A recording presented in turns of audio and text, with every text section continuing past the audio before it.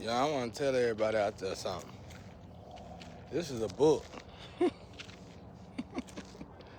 This is God's book, bro. God want everybody to see what's gonna happen. And when it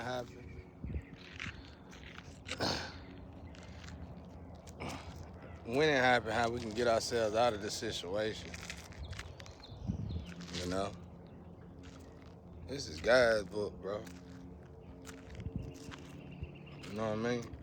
He's showing you in this book, you gotta see your heart. When you gotta see your heart, I mean, he's showing a lot in this book. He's showing how family turn against family. He's showing how cruel you can be to angels, how people can be to angels. He's showing us there is angels on earth in human form. He's showing us how to acknowledge the wisdom, the ancient wisdom. He's showing us everything in this beautiful moment. I'm at rock bottom. And at rock bottom, I worship God the hardest. I've been robbed, I've been hurt by everybody that could possibly love you and supposed to love you. Torture, dismantle, you name it. Still to this very day. And I still worship God even harder. But I gotta get harder on it. My meditation and prayer, they've been doing some work on me over there, y'all. It just been, everything been off. Everything just been so off. But God taking care of it. Told you I'm a giant over there. Now we understand when God come to me and he say, fear me, script. I think he just did the females like that. One of them. Right now, my giant, you know what I'm saying? It's cool, bro. But when you get to the stir, you can feel your higher self. And I know he's a giant because of the way he walk. And right now, he's in Gaia Forest looking for God. I think he found it, though. I hope he found it. I hope he having fun with him. Over here, we don't have fun. Over here, y'all evil.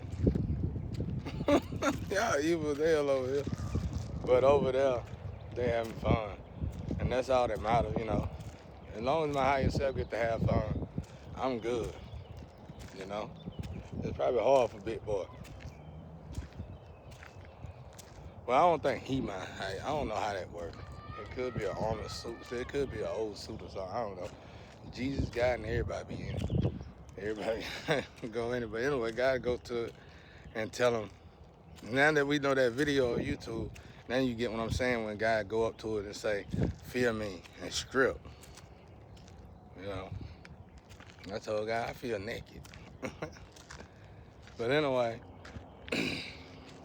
a lot of people in this situation gonna feel like death, bro. You gonna feel like suicide.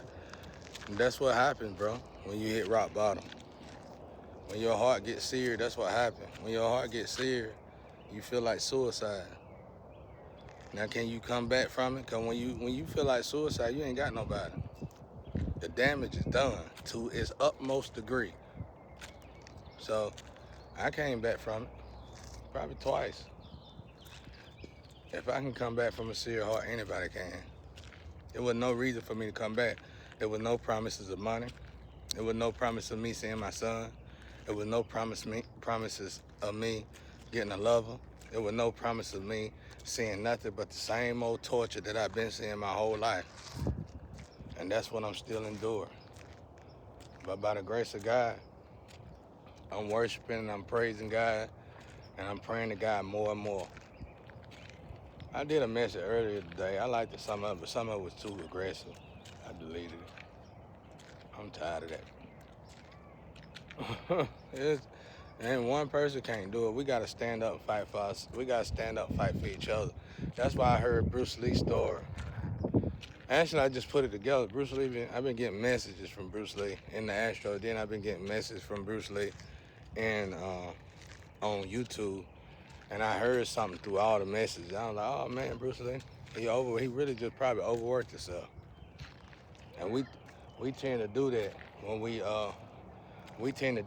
get too used to living off a cheat and forgetting we in the physical realm. You forget you in the physical realm, you'll start living too much off your spiritual ability. And what's gonna happen then? Your physical body gonna break down, and your physical body gonna die. It's got no choice. It's gonna break down. Yeah, your cheek can heal your body, but if you're not letting your body rest to heal, like somebody try to kill me just from working. Somebody want me to work so they can enjoy their life, be disgusting and everything else. Because if you gotta be still being disgusting, because for one, that ain't your life. For two, the best thing you could have did to get out of that seared heart is made it right with the person that you stole the life from. So if you're still continuing to move on, see, you gotta face. You know, it's amazing how we can put ourselves in a suicidal state, how we can put ourselves in a homicidal state, how we can put ourselves in a seared heart. But the only thing that we supposed to have done, and the only thing that we really need to do, is own up to the wrong that we done. That's amazing. You know how cowardly that is? My whole life, my family and friends, and everybody supposed to be around me and love me. I always wanted me to admit to this, admit to that, humiliate myself with this, humiliate myself with this, all my whole life. But now it's up to the point where God don't want me to intervene, and people got to own up to their own wrongdoing, and it's killing them. It's killing them. I know I heard my mama, I die before I do it, and you go straight to hell too. You going straight to hell. You going straight to hell, man. I already know your hell cell now. You gonna sit in the room like you wanted me to sit in the room. And the only difference between your room and my room is it ain't gonna be no TV. It ain't gonna be no cats. It ain't gonna be no animals to pet. It ain't gonna be no computer to look at. It ain't gonna be nothing. It's gonna be a cup of water in front of you. You ain't even gonna be able to touch it to get it. You gonna have to sit in one spot. Now, so hard-headed. And your excuse is what? For doing what you did to me. My life was bad, so his life was bad. His life need to be bad. No parent, you can't do. So who the parent? Am I the parent? I must be the parent then. I'm your parent then. And I'm supposed to smack your hand and tell you what to do right. The way it works is that you have kids and you make your kids' life so much better to the point that they ain't got no choice but to be better than you. You don't compete with your kids. I don't even know why it ain't a system program in place for parents like this. Because you need to be in some kind of nursing home at a young age when you think like that. And if you messed around and had one kid, oh God, pray for the kid. God, please be with the child. But if you mess around and have up to 7, 10 kids, oh my God, how did that happen? How did that happen? That ain't what good parenting is. Good parenting is when you want the best for your child. Good parenting ain't when you just want your child for income taxes. Good parenting ain't when you just want your child so you can put them on these pills and make sure they slow so you can get an extra check. That ain't good parenting at all. Good parenting is when you want the best for your child. Good parenting is when you strengthen yourself so your child can have the best. That's what good parenting is. Good parenting is making sure your child get the best education that they possibly can, even if you got to do the education. That's what good parenting is. You do not even think about competing with your child. Like I said, in the Bible it says, parents will eat their children. That's what it means. It's basically a parable. You gonna eat everything around their kids. What you doing? What that mean? That means when your child young, you putting phone bills in their name. You putting cars in their name. And by the time your child get to the age where they can finally use their credit, it's bad because your parents was using it. You're eating your kids' future. So who the parent? Am I the parent? I must be the parent because you taking all my stuff. You driving my car. You driving my stuff. You living in my stuff. You living in my bed. You sleeping in my bed. You taking care of my child. Damn. I blame the legal system. Because anybody that think that low vibrational and that old needs some help, free of charge. You shouldn't have to pay for it. That kind of help costs you about $24,000 at the door. That's unreal and ridiculous. And that's why the business wind up shutting down. That's amazing to be that crazy. Good God Almighty. Whew. How do this happen? Because you've been attacking angels your whole life. How do you get this low vibrational? Because you've been attacking good people your whole life. How do you get this low vibrational? Because you've been attacking kids your whole life instead of acting like a grown adult. You've been attacking the weak your whole life. You've been attacking the innocent your whole life instead of acting like a grown adult. That's how you get that low vibrational. You get dumbed down. God dim your light, sear your heart, get you ready and prepare for the dark. When you die and you go out of here, you go straight to the dark. Some of y'all might not even make it to the Libra scale. You go straight to the dark. All that hate in your heart don't make no sense. This is why if I did have a love out there, this is why they couldn't come. Because this is what y'all needed to start listening to. Instead of saying, I know how you act. I know my family. Yeah, uh-huh, yeah, uh-huh. Then you start hollering when somebody, you hate constructive criticism. It tears you apart inside. Why? Because you got a demon inside you. Because if you can finally listen to the constructive criticism, maybe they can exorcise that demon out of you. Now, sitting there sacrificing good people so you could get a damn dollar. You've been working your whole life. I seen my family member get $50,000 on Thursday and on Sunday broke as hell.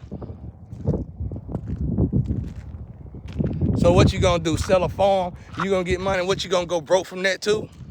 What you gonna do? Sell all your cars and then go broke from that too? Everything you ever had, when you get broke, you sitting there, you taking care of people who don't love you. Them people will never love you. You like for people to act like they love you. You like for people to act like they want to be with you. You like to buy friends. You like to buy love. When you gonna grow up and realize you can't buy love?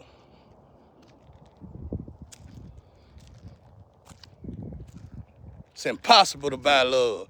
If you got love around you, you better figure out how to keep the love ignited around you, because love is hard to find. You can find lust anywhere. Anybody can purchase lust. Once I get out of this situation and get me some money, I can have all kind of lust for women in my life. They'll stay in my life for 5 to 10 years. How much you want to pay for it? Pay for it, put it on the table, they gone. They gonna do it. They gonna cook for me, clean for me. You seen them be whores. You can't turn a whore into a housewife. The dollar can. Have them butt naked, happy as hell, cooking for me. Won't cheat one day, and a complete whore. You better know it. You'll be amazed how money will confuse you. You'll be amazed how money will use you. You'll be amazed how money will lie to you. It's hard as hell to find love. Now think about it. I want everybody in the world to actually think about it. Now that I said this, how often have you ever got love in your life? Probably once or twice. And you probably didn't like it, and you probably turned it down. And not only did you not like it, you made sure you turned it down and hated it. And then talked about it, then put it in a box and humiliated it, and made sure nobody else liked it.